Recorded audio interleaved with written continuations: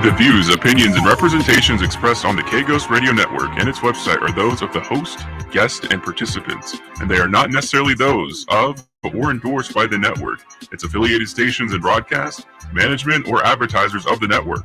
The show is found under LJA Broadcasting Network.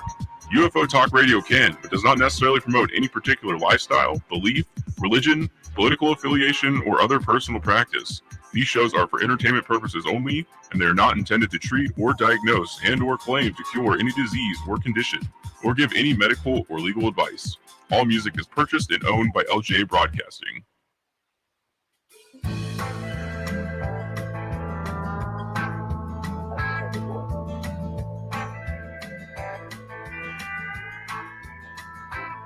I got the windows rolled down, got the radio up, and I'm heading out of Vegas tonight.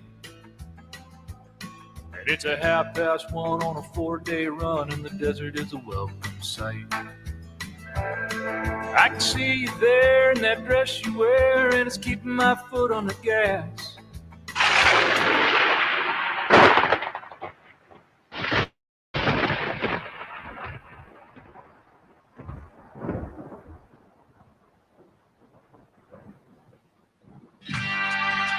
From the high desert in Great America's Southwest, broadcasting live deep in the desert of Nevada, The Glenn Leary Show.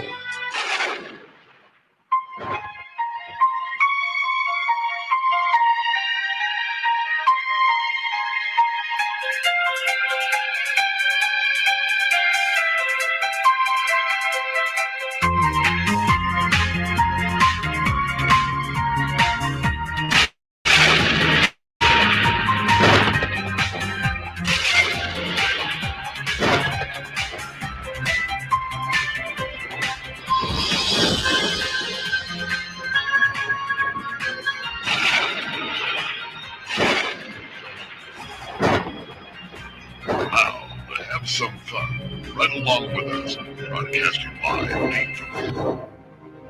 It's now time for the Glenn Leary Show on UFOTalkRadio.com.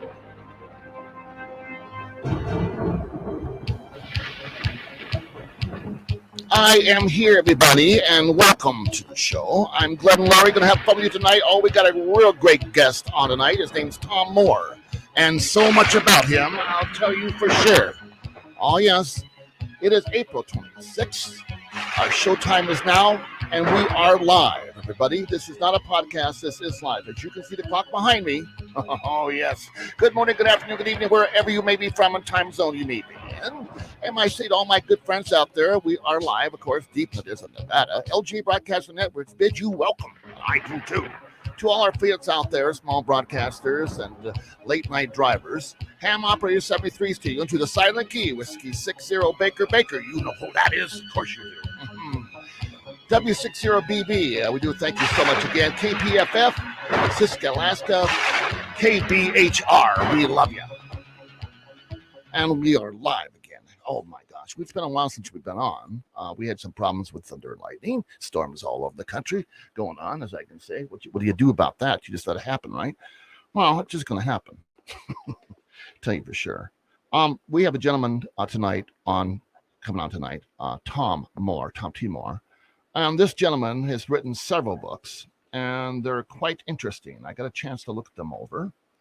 So he's got 5 books, I guess. And it's going to be quite interesting to talk about that. We're going to talk about UFOs, Star Wars, and the first contact communication with an ET, and he's going to tell us about that also. So I am anxious to hear what's going on. So bring it on now, Mr. Tom Moore. Sir, how are you? Doing great. Thanks for having me, and hello to everybody out wherever you are, driving or listening. Yeah, you bet. Either in their office or their car or their truck. Or maybe yes. Well, now you can do it on your phone, of course. But gosh, Tom, you got these books out, and I know that you're into wellness and healing, and yes. But you go way beyond that. You're a fascinating man, I'll tell you for sure. Yes, gosh, tell us a little about yourself, okay? I'm going to let you do that in kind of a nutshell, and I'll come in. Go ahead. Okay. You start. I'll do it real quick. Nutshell. That's good. Yeah, I'm.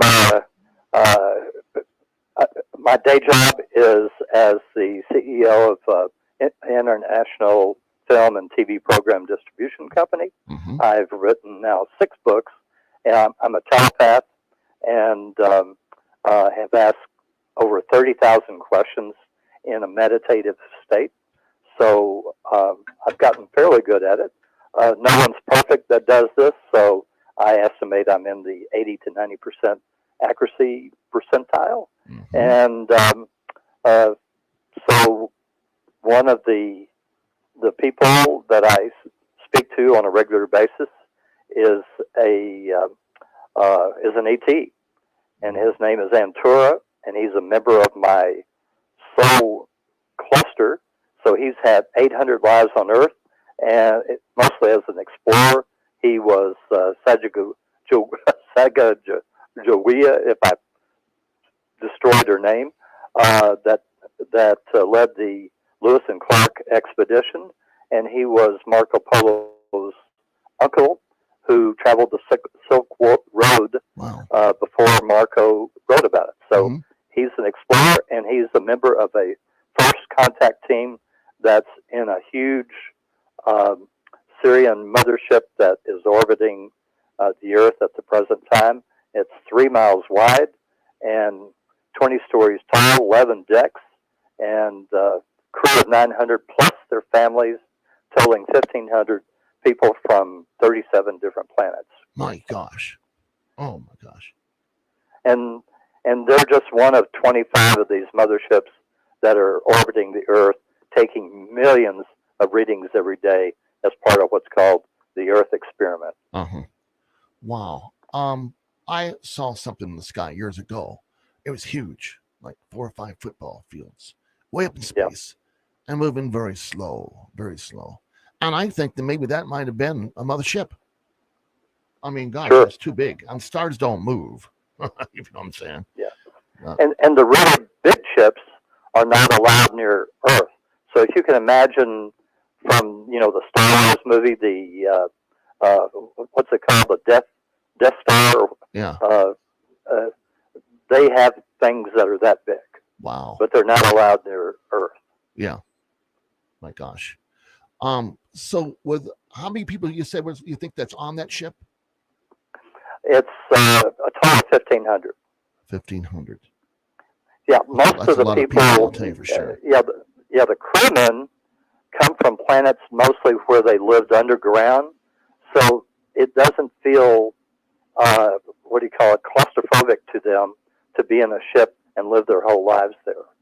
So I thought that was an interesting point. Just learned that not too long ago, and so they mostly come from planets where people live underground, and that's something that the scientists on Earth, they keep thinking, oh, we're going to find planets that look exactly like Earth, or have an atmosphere and all that stuff. Mm-hmm. But a lot of planets don't, and people live in caverns underneath. I'll be darned. So they don't have to have water, maybe not, or they get water from somewhere else. Yeah, they get water from the interior of their planet. My gosh. And light. And light. Yes. I mean, even on Earth, there's over 20 societies that live in the interior of the Earth, in caverns where they're lit and they have their own water and everything. And they're not part of the Earth experiment, so they want to be left alone and just enjoy their own lives. Now you say there's other ships up there also in space. And do they look like us or? Oh, there's a wide range. Even on the Syrian ship, Antura. Now Antura is an amphibian. Mm-hmm. Okay, he looks a little bit like Abe Sapien of the Hellboy movies, but I say a little because he only has 4 fingers, not 5. Yeah. He only has 1 gill, sort of behind his ear, not 2 like the Abe Sapien character has, and so on. So there's a lot of differences, but that's as close as we can estimate. So besides amphibians, Gosh, they've got a plant being, they've got an insect being, a bird being, and these are all intelligent beings, okay? And even a couple of reptilians that stay to themselves. So we can talk about that.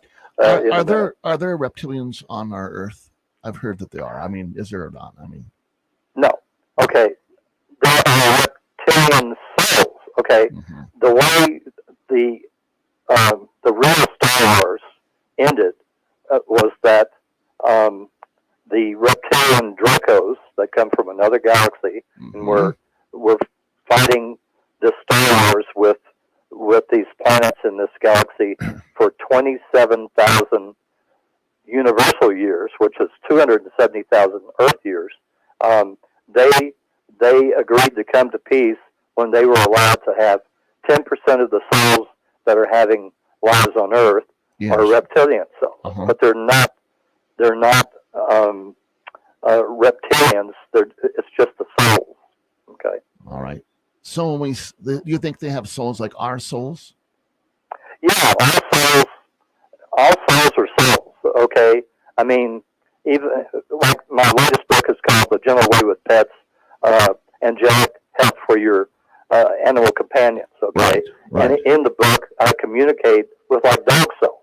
There's one soul that ensouls every single dog on Earth. There's one soul that ensouls every single domesticated and feral cat on Earth. We call them group souls, but they're just like our souls. It's just they have different interests, and that's what the reptilians have a different interest than we do. Wow, interesting. Now, ones that look like us, they're called the whats? Well, the ones that look closest like us are Pleiadians. Pleiadians. Okay, I got I've heard that. Unbelievable. Yeah, there's a ton of them. I don't know if they just have one ship or two ships orbiting the Earth, but they're heavily involved. The only difference between some of the Pleiadians, now you have to understand, they, like everybody, has different stars in the Pleiades, okay, and planets orbiting those different planets. So they're like the Sirians. They have all these different kinds of beings, and so, but the ones that we look closest like, the only difference is they have some pointed ears. Interesting. Otherwise, they look like us. The insides are different. Huh. Do you think that they ever will appear on, the Earth? Like, everybody goes, let them land on the White House lawn. No. Originally, and in my first contact conversations with an ET book, I had been told that the first full disclosure was going to be in Russia, right? And a Pleiadian ship would land at the Russian spaceport, and then it would go from there and land in several different places around the Earth. Putin messed that up. So, and when I heard that back when I was told that originally, I thought it was a bad idea, and I told them so. Oh, really? But, yeah, but the reason that they had chosen Russia was that the Russian people would accept hearing from their government that they'd been having these meetings with ETs for many, many years. And the Russian people accept what their government tells them. And as I was just recently pointed out, it was pointed out to me, that a good example is the fact that they believe, lock, stock, and barrel, that Russia is saving the Ukrainians. Okay, they believe it. They'll believe their government. So that's why they were going to be chosen first. Now that's gone, and it may be like the Canadians or another country that the Pleiadians visit. But in the meantime, somewhere in the next year, my family and I are going to shoot the first documentary on board Antura's Syrian mothership. Oh, how cool is that? Oh, So like that. that's I was told that was put in my sole contract over 1 million years ago, and my daughter has a degree in film from Laurel and Marymount, Right. and so we'll shoot a documentary that will be so far-reaching because it will show our history along with the ship. Mhm. So besides maybe a 2.5-hour movie or two, there'll probably be at least 100 episodes that will delve into the history of the world, including all the religions and going all the way back to the earliest humans on Earth. Right. Tom, we'll be right back. We'll take a break. Stand by, my friend. Got it. Violence, theft, drugs, graffiti. It's all part of joining a gang. In times like these, we need to protect our children and our community from gangs. Gangs often prey on unsupervised teens with low self-esteem, who perform poorly in school, who seek a sense of belonging, or are simply bored. Joining a gang often involves violent hazing rituals. Once in a gang, members can become alienated from their families, school, and friends. Drugs, guns, and malicious activity are common elements in gangs. Trying to leave a gang can be a difficult and dangerous process. The best way to get out of a gang is never to join one. Protect kids from being recruited by a gang. Know who they're hanging out with. Involve kids in after-school activities and provide positive role models. Help reduce gang activities in your community by working with local law enforcement and school systems. Don't let a kid you know get involved with gangs. Visit ncpc.org to learn more or contact your local law enforcement agency. A message from the U.S. Department of Justice, National Crime Prevention Council, and the Ad Council. You ignore the signs, so you enable. You don't want to sound like a hypocrite, so you enable. You don't want to alienate your child, so you enable. But if you think they're trying drugs, you shouldn't be afraid. You are the parent. So you are able. You are strong. So you are able. There are others just like you. So you are able. And we can help. So you are able. Get help at drugfree.org. A message from the Partnership for a Drug-Free America.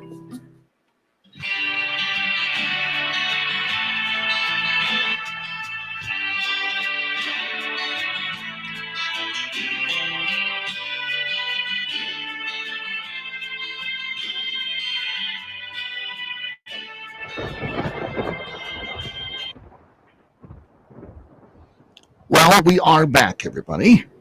We're Mr. Tom Moore. And gosh, sorry I had to go into a commercial there, but I was getting so good. Sorry about that, Tom. But go ahead. So now you guys are going to take this ride and do all this filming and what have you. And yeah. God, Okay. can I go? I've been asked that several times, needless to say. Yeah, it turned out that the reason in this life I got into the international film distribution business was to learn the business from the ground up, because I started literally not knowing anything when I got into the business. Right. But over the years, I've co-executive produced some super low-budget movies, and have been involved in literally hundreds and hundreds of contracts with networks and video companies and TV stations and you name it, So all over the world. I learned the business. Yeah, you have all your stuff, right? Yeah. That's great. Oh my gosh. Now, will your daughter help you with that also? I suppose to help you a family thing. I get you. It'll be about 5 of us, and the way I'm looking at it will be 2 sets of cameras. They'll run around the ship, and my wife and I will stay in one place. And I don't think you'll have to worry about any type of energy loss and batteries. I think they have it all up there, I guess. So they can, they can do anything. Unbelievable. So, yeah. Now, when we talk about these aliens, these ETs, when you communicate with them, how's it done? Is it done through your mind or thought? Do they come to you, or how's that work? Well, basically, I'll put together a whole page of questions to ask, and it's not just Antura. I mean, I communicate with Gaia, the soul of the Earth, for Earth-type questions, and my guardian angel, who I named Theo, for soul questions, things like that. Mm-hmm. And so basically, I put myself into a meditative state, mm-hmm. and I'm told that everybody in the future will meditate. And in fact, when I did a couple of workshops and was on a panel at the Conscious Life Expo in Los Angeles in early February, I told the audience, I said, if you don't learn to meditate, your grandchildren are going to be trying to teach you. So that's going to be in the future, because everyone has the pineal gland in the back of their heads, which some people know as the third eye. Okay, mm-hmm. But it's the pineal gland. It's a real something that's in your brain, and it acts as an antenna for all types of telepathic thoughts. I mean, you name ESP. You've got all these different names, gut feeling, blah blah blah, and all of it is telepathy. Yeah. And folks, I'll tell you, I believe that. That's been proven. It's interesting how that works. You just, and then, I just ask to start speaking to them, and they each have sort of like a little signal for me, that it's them, and like Antura will say, Antura will say, I'm in the wings, Tom, like the wings of the stage. That's cool. Okay, I'm in the wings, Tom, with my teammates. Wow. Because Antura has 3 other teammates. One, a 7-foot tall guy. Another one is an very exotic-looking lady, and the other one I call average guy, because he's normally average. But they don't. I mean, you could tell they're ETs. Right. By Antura. It's just that they don't look as strange as does Antura. Do you ever see any children at all up there? I mean, when you visit, are they visiting? Oh, they have children. Yes, mm-hmm. I mean that's why I say they're families. They're all families. You've got okay. 900, right. The 900 crew plus their families. So yes, there are children that live and grow up their whole lives on board the ship. Now, during the Star Wars, no family was allowed because it was so dangerous, because these ships were going down left and right, and so for thousands of years, it was a very lonely existence. I have heard that there is and still is sometimes battles in space, and that it's serious. I mean, it's way out there, of course, but we've seen it and we picked it up. They don't say much about it, but some stuff has slipped out during the years. But now I believe that this Star Wars program is up and running. You betcha. And now, explain about the Space Force and how this is actually going to come into play. Okay. Well, first of all, everybody is at peace. All right. The Star Wars went on for, as I say, for 27,000 universal years. People on the planets lived their whole lives in fear that suddenly a ship would appear out of a portal and would destroy their sun and destroy all the planets orbiting the sun, and killing billions of people. Right. Okay. That's how the Star Wars was fought on both sides, and it was really, really nasty. So, as I say, people lived in fear, and that's why these stories had been reborn in our movies and everything, because there were people. You have to understand, all the people that are having lives on Earth originally came from other planets. Okay, And so they lived through this Star Wars. Mm-hmm. And so it was embedded in their subconscious mind. Huh. Interesting. When you find yourself communicating with these folks, your guide, I guess, it's your spiritual guide, right? When he communicates with you. So Theo is my guardian angel. So Theo's working with this other person and lets him come through, or how's that work? Oh, well, originally I was communicating with Theo and talking about some ruins on the other side of the world. Okay. And he said, well, you're going to see him one day. And I said, I'm going to see him one day? He said, yeah. He said, now there's an ET that's tuning in right now. Mm-hmm. And if you'd like to speak to him, I'll bring him in. And I said, now I was shocked. I thought I was having a closed conversation with my own guardian angel. Okay, I didn't know somebody's listening.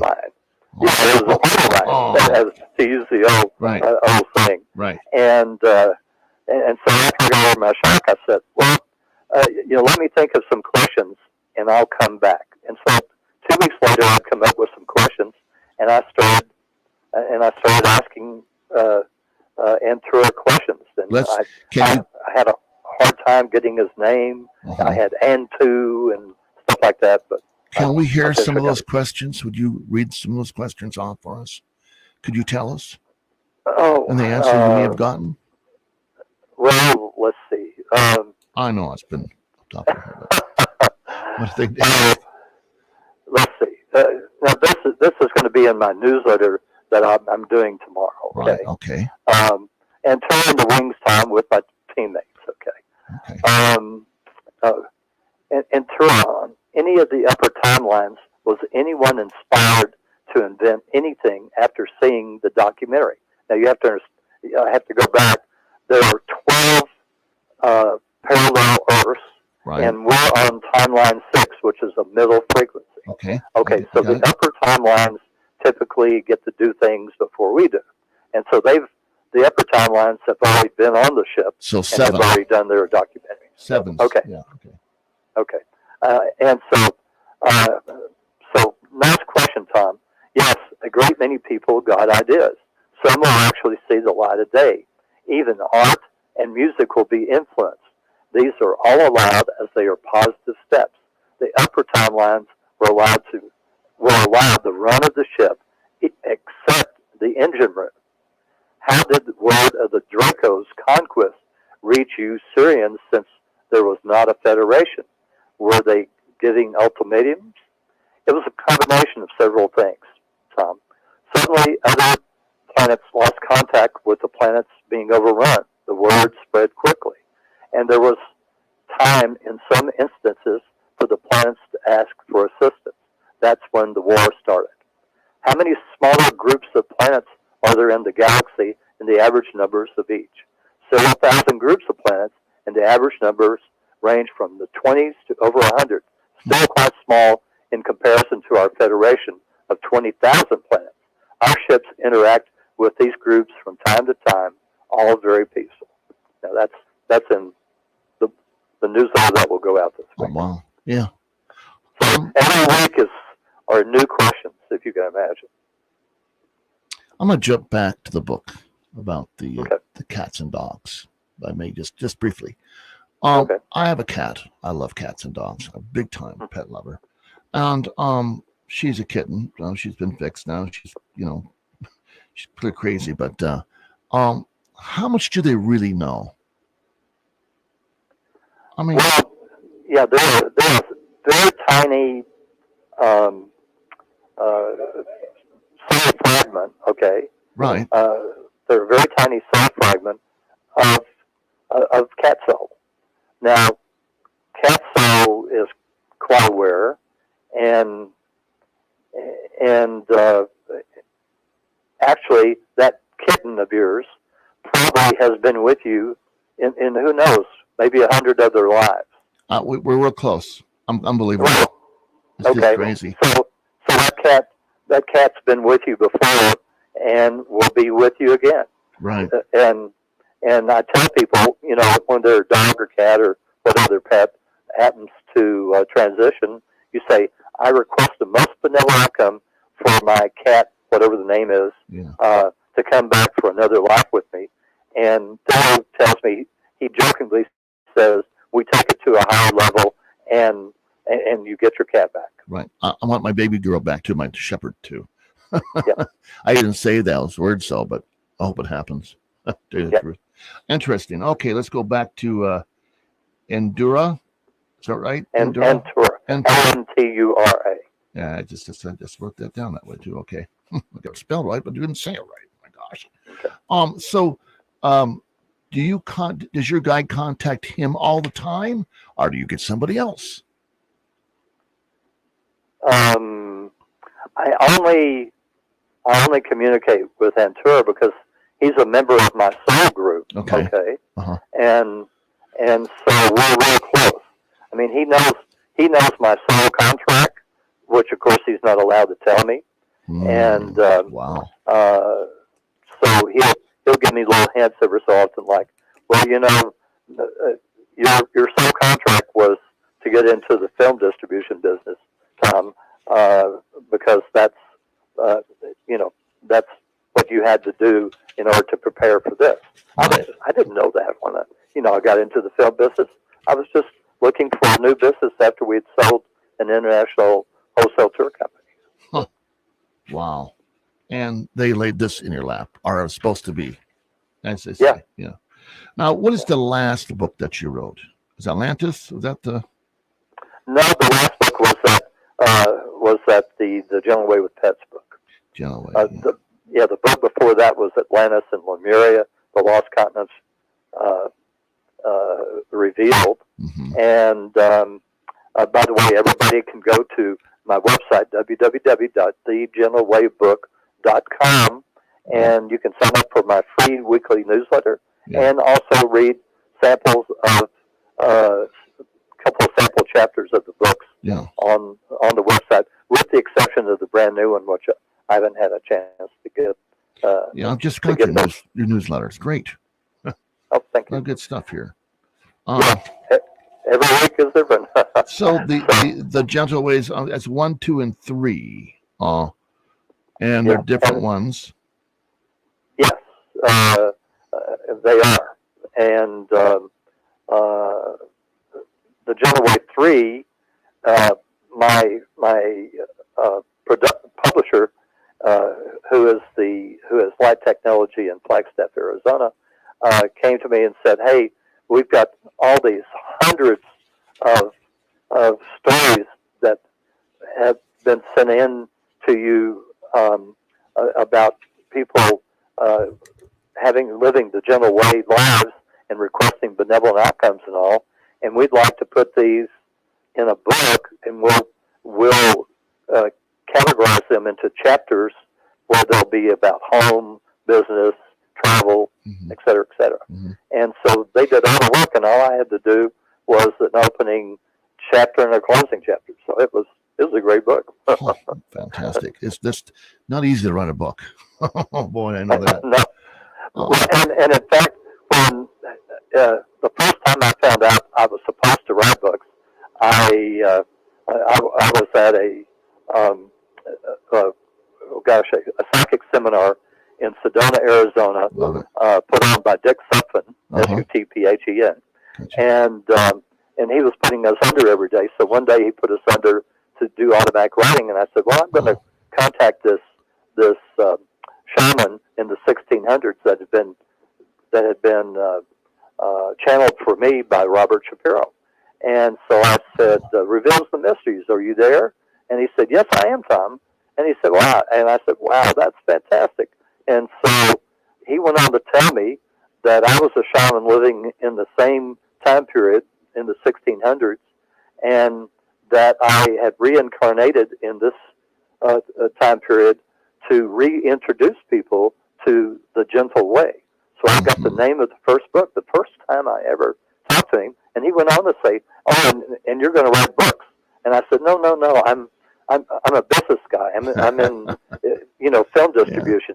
I'm going to do this till I retire. And he said, no, books. And so I said, oh, okay. And so, I wrote my first book in 90 days, but the name of the website, if you'll notice, is www.thegentlewaybook.com, because I didn't think I'd write more than one book. Wow. And I've written 6, Well, now, what's the best way for you to get those out and sell them? What's the best way? Amazon? Yeah, everybody. 85% of the book business is on Amazon. So, sure, they're all on Amazon. Right. I'll be darned. Well, we're going to open lines here and see what we get. This is a very interesting show, I'll tell you for sure, Tom. Really is. Let's give them these things. One of these.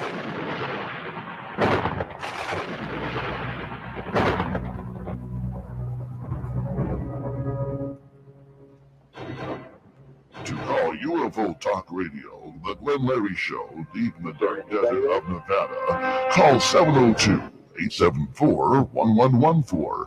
North of the Rockies, call 702-874-1114. West of the Rockies, call 702-874-1114. And south of the Rockies, call 702-874-1114. And east of the Rockies, call 702-874-1114. First-time callers, call 702-874-1114. And if you just want to talk to the Glenn Larry Show, call 702-874-1114. To talk to Glenn Larry, all lines are open. 702-874-1114. Oh, yes, and we're back. Now, I hope you got the number. Make sure you had to say it over and over. What do you think about that, Tom, huh? A little tongue-in-cheek fun with that, You got to have fun radio, because anything can go wrong. Trust me. I've had it happen. I was on there the night, and the satellite was kicked out, and all of a sudden I had no feed, and then we had some problems with the board, and just doesn't take much. Trust me. One and down. So I requested Banana Rackham for our interview tonight. Oh, so thank you. There you go. Thank you. Appreciate that. Yeah. So what can I do to reach an ET? What can I do? Well, okay, first of all, you can put yourself into a meditative state, all right? Now, the easiest way I tell people, and I don't make a dime for this recommendation, but you can go on Amazon.com and, type in Dick Sutphen, Sutphen, and scroll down, and he has an MP3 that you can buy that's called Spirit Guides. And what he does is that he takes you down, and then he's quiet, and he lets you ask your own questions, and then he comes back in, 5 or 10 minutes, whatever it is, and he brings you back up. Now, that's perfect for first-timers or beginners. It's like, it's perfect for beginners because you're kind of unsure of what to do anyway. And so it might take you 2 or 3 times for you to get comfortable with him taking you down. Well, am I sure I'm going to be able to get it back up? Oh, wow. That kind of stuff. Yeah. And, people that have never gone into a meditation before feel a little strange the first couple of times they do it. But the more you use it, the better you get. And as long as you have that list of questions nearby, and also you need to write them down. Either you need to type them like I do on a computer, or you need to write them, because once he brings you back out, it's like coming out of a dream. You'll only remember it for a very short period of time, and then you forget. So you've got to have somehow written it down. Now, is this the same guide that when you pass over to the other side, is it the same guide or another guide? You mean as far as my guardian angel? Uh-huh. Well, he's there, okay. Now, my guardian angel is actually what's called a golden light being. He's a whole soul that has spent an eternity raising his vibration level to the point where he glows a golden light, and he's known as a golden light being.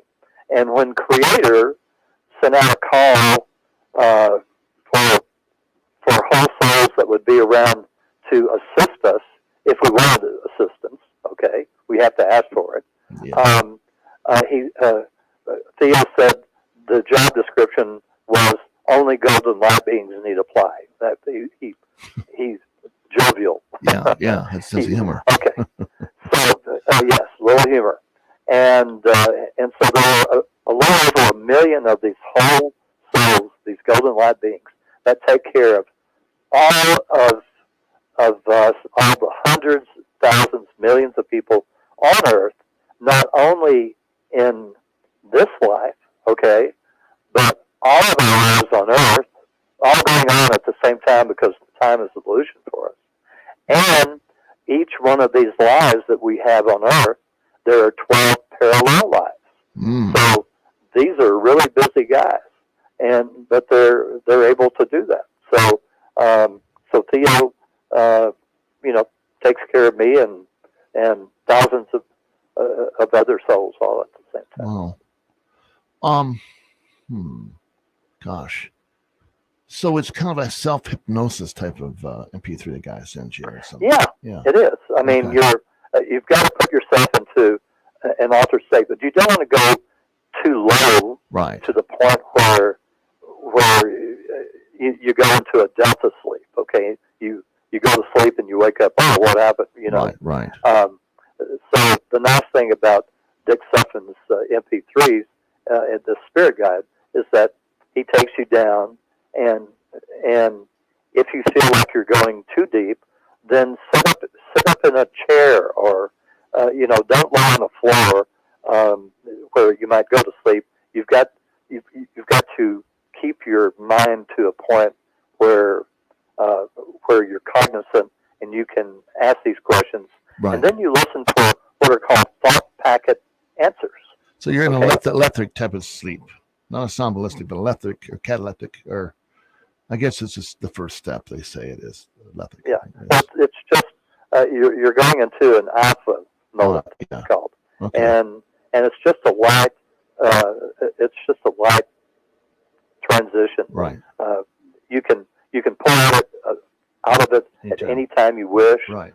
I mean, when I'm through with my sessions, I just go, okay, wake up, and then I go to bed, because typically I do these at like 3:30 or 4 in the morning. And does it wipe you out? Well, I feel like I really need, but these sessions for me are like an hour and a half or 2 hours. Right. Okay. So I mean, it's merely trying, because I'm having to concentrate so hard to get these thought packet answers that come in, and type them up, and as I say, I'm not perfect. I wish I was, but Theo says there is absolutely no one that's perfect that does this kind of work, whether they be a full trance channel or someone like me that does a light meditation. Right. Nobody's perfect. Yeah, get that. I'm gonna mention a word called time travel. Does that make any sense to this at all, or any parallel type of? Well, okay. Time travel will not come into being for about another 4,000 years, I'm told.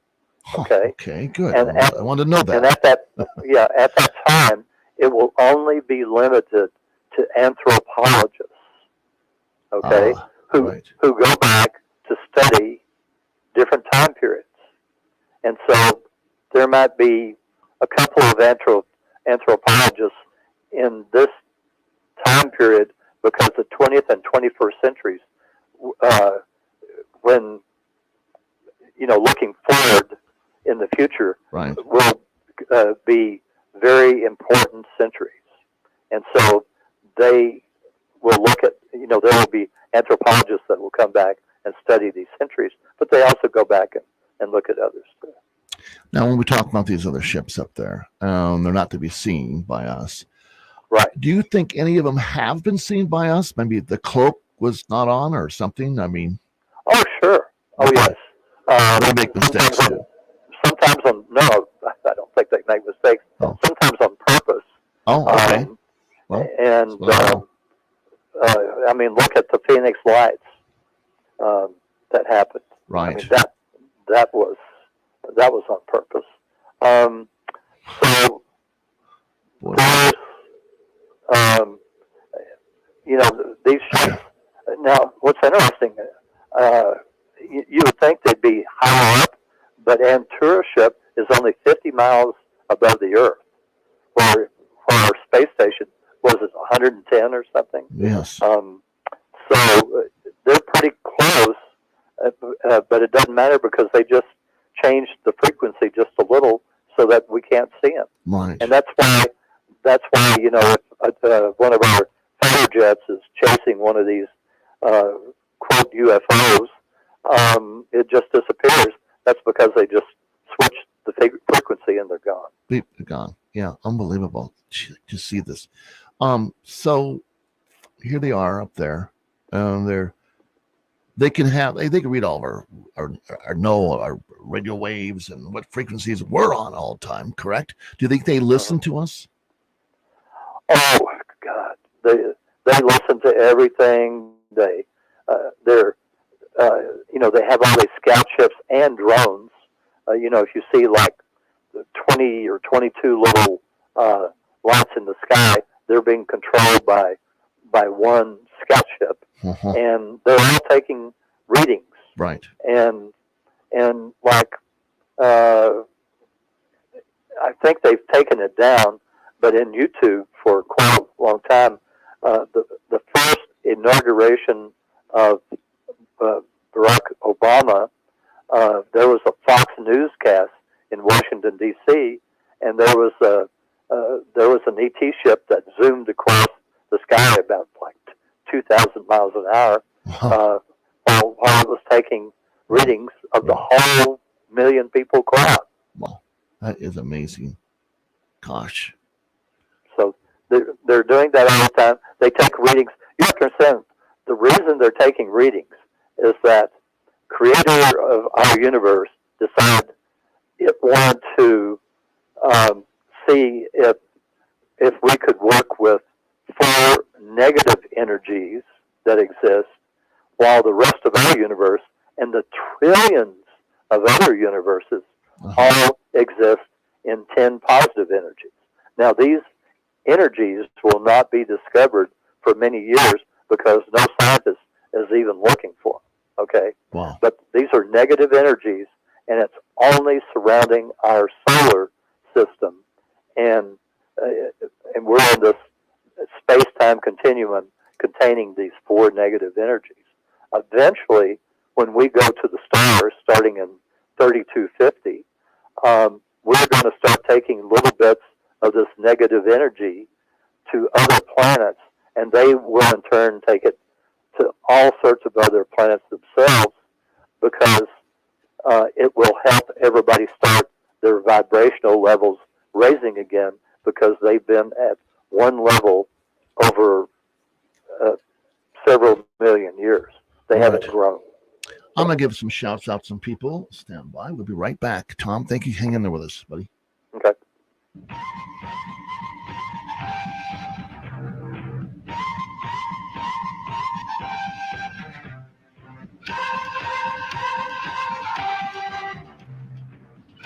I would like to say hello to a lot of folks over there in Pennsylvania, especially the fire station down there in Avondale, Station 23.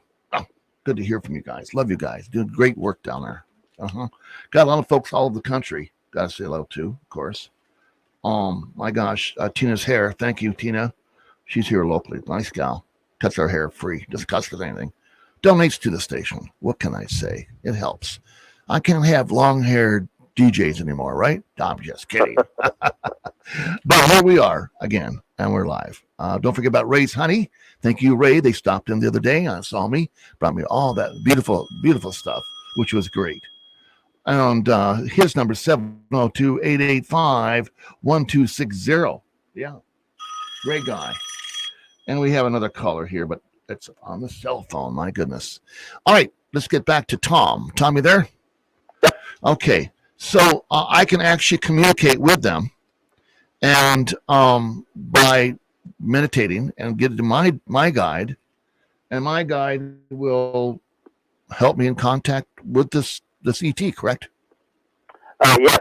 Now, also, keep in mind, if you want to see an ET crab, you can say out loud, "I request the most vanilla outcome to see an ET crab. Thank you." Okay? And say it out loud, all right? And then keep your eyes up because, you may. And also, you can say, "I request the most benevolent outcome to be able to speak to a benevolent extraterrestrial. Thank you." But if you start communicating, always surround yourself with a bubble of white light.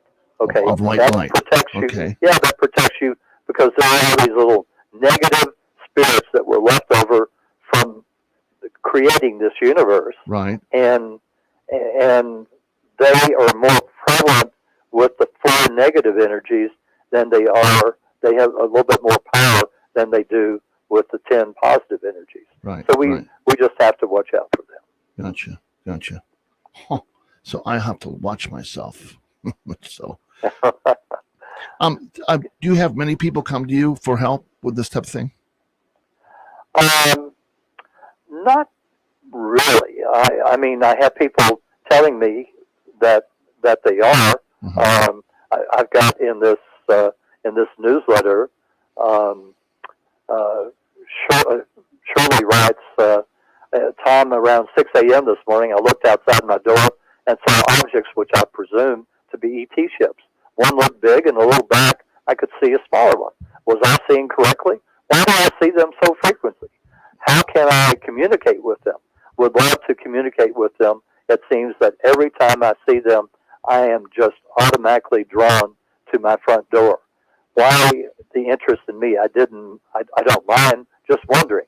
Do they have a special interest in me? Because she's written me several times. Right. And said, Shirley, Shirley saw what she thinks are two ships at 6 a.m. on April 19th. Did she? And she wishes to communicate. Right. She did see the ships. She can say out loud that she wishes to communicate. She needs to learn how to drop into a meditative state, as you do, for the best results. And, of course, surround herself in a bubble of white light for protection from any negative spirits that wish to jump in. Right. I'm going to put that number out. Put that number out again here real fast. I want some people to call us, for God's sake.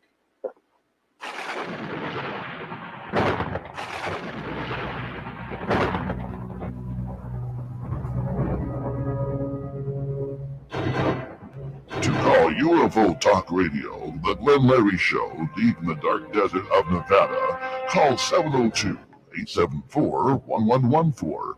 North of the Rockies, call 702-874-1114. West of the Rockies, call 702-874-1114. And south of the Rockies, call 702-874-1114. And east of the Rockies, call 702-874-1114. First-time callers, call 702-874-1114. And if you just want to talk to the Glenn Larry Show, call 702-874-1114. All right, there we go now. I'm going to take some notes. Yeah. You got it now, right? Actually, the guy that does the stuff for other stations, I will not say their name. You'll know who they are. Does the deep voice. I don't know. He's going to be doing my stuff too. Thank God. Oh. Yeah, he's the big one, boy. He's the big guy. You know what I'm saying? And my God, yeah. You know what I'm talking about, I'm sure. Yes. Yes. So there you go, folks. I mean, you've got to really get into it and listen. You've got to shut yourself down, correct? You've got to, shut the world down. Turn the key off, sit back, and let this happen. Now, Do people have out-of-body experiences with this stuff? Oh gosh, I don't. So I can't answer for other people. But originally, back a few years ago, the Zetas were taking people for their DNA because they were a dying race, and so they were abducting people and taking them up to their ship, and so like if it was a woman, she would be impregnated, and they would keep her on the ship for 9 months.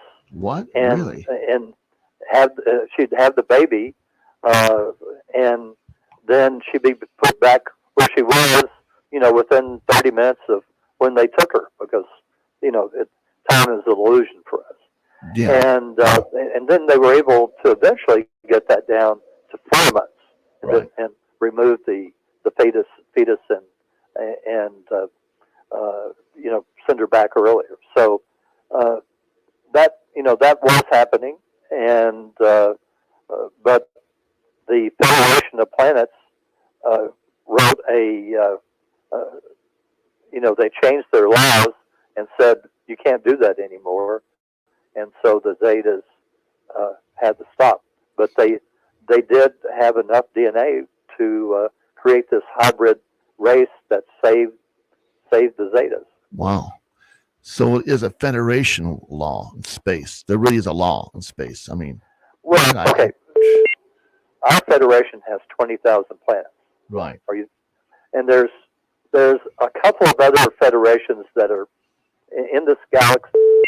They're close to our size, but not that big. And then as you heard earlier in the program where I was reading about, I was asking about all these other groups of planets where there were 20, 50, 100, but nobody larger than 20,000 planets. Mm-hmm.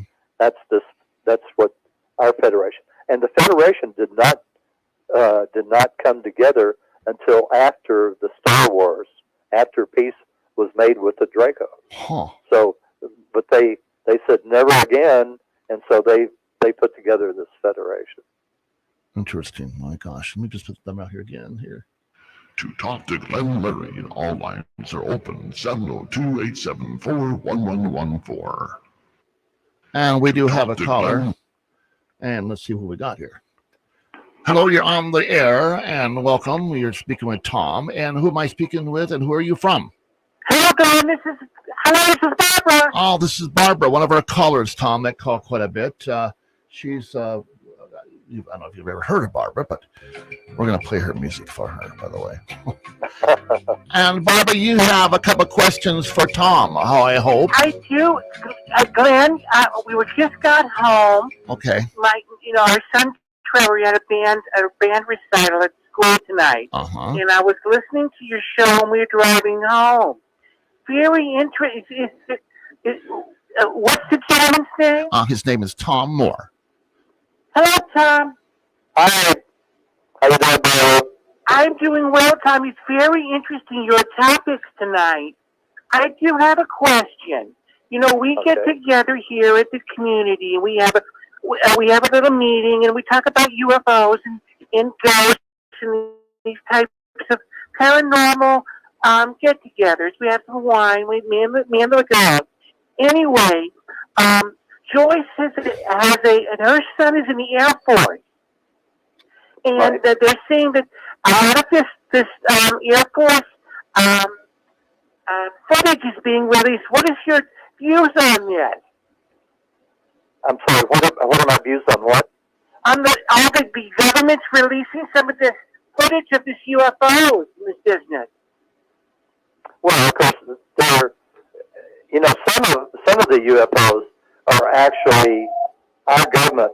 Our government has had anti-gravity ships for probably 30 or 40 or 50 years.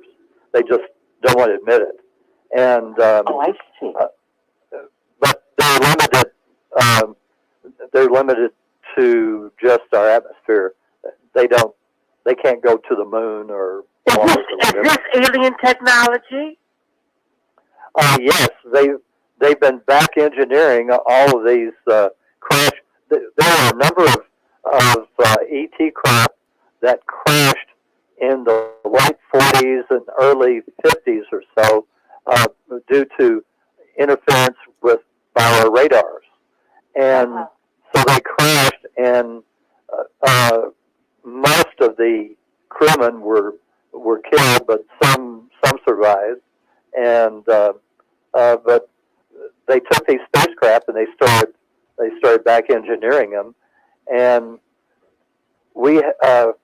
there's a race of ETs called the Tall Whites, and they have volunteered to be in each of the major countries to advise on this back engineering, but also to make sure that nobody gets ahead of each other. So in other words, you say they're white? They call the Tall Whites, WHITES. The white. Well, they sound nice. Pardon? You said they're white. Yeah, the Tall Whites. That's what they're called. They're tall and white. That's about all I know. And they look like us. Well, more or less, yeah. I think it's I understand people can tell that they're ETs, but they stick pretty well to themselves, and when they're not working, helping with this back engineering. But as I say, they're making sure that Russia doesn't get ahead of us, or we get ahead of Russia, or China doesn't get ahead of us, or we don't get ahead of China. They're making sure that nobody can get ahead of anyone else. Right. That's fascinating. Now, did you do this stuff at this Area 51 business? Yes. And the the Air Force Base is sorry, I'm not remembering the name of. Maybe Glenn, you remember the name of the Air Force Base? It was. Yeah, now you asked me. I just had it up to my tongue, of course. Okay.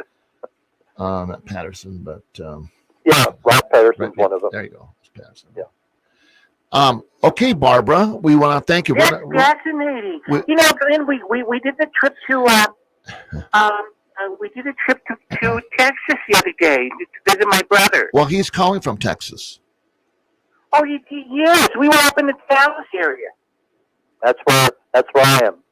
I visited the place where the JFK was killed. Oh, yep. That's a big tourist spot.